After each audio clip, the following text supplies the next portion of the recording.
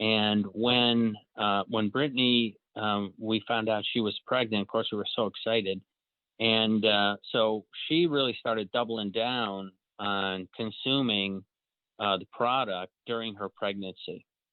And when, we say that this will make your child smarter and will make your child larger, because you're giving the body the right components, cell building again. I mean, whether it's the muscle cells, bone cells, brain cells, you're giving your body or your child, your infant's body, the opportunity to build the healthiest cells as well. So they grow faster, they're stronger, and they're smarter.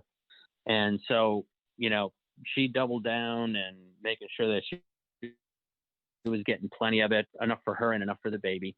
And then as soon as, of course, she was breastfeeding, so she was getting the product through her mother that way.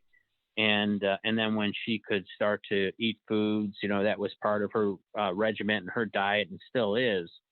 And right from the start, and even today, she is in the 98th percentile in terms of size.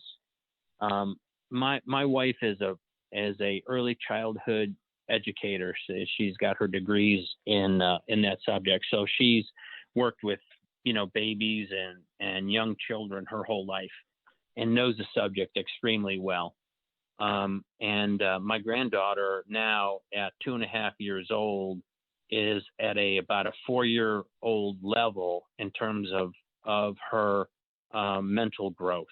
She can start to read at 2.5. She's been able to. She knows all her letters. She's putting letters together. She can identify words, and she is, remarkably ahead of schedule. Now, is your granddaughter going to have that? Is your baby going to have that? I don't know. I'm not making any claims or promises here. I'm just telling you a real world example of my own experience. And we had so much complete confidence in this product, and, knowing that babies need omega-3 big time, because that's what is in our brains. Our brains are about 60, they're primarily fat, and about 60% of it is DHA. Now, you just heard me say that DHA, from fish oil doesn't do much for us. And we, believe that 100%. And without getting too much in science, just let me say that there is a thing that's called the blood-brain barrier. That means that things in your bloodstream, some things can pass through this barrier into your brain, and some things cannot. It really protects our brain from getting things in there that don't belong.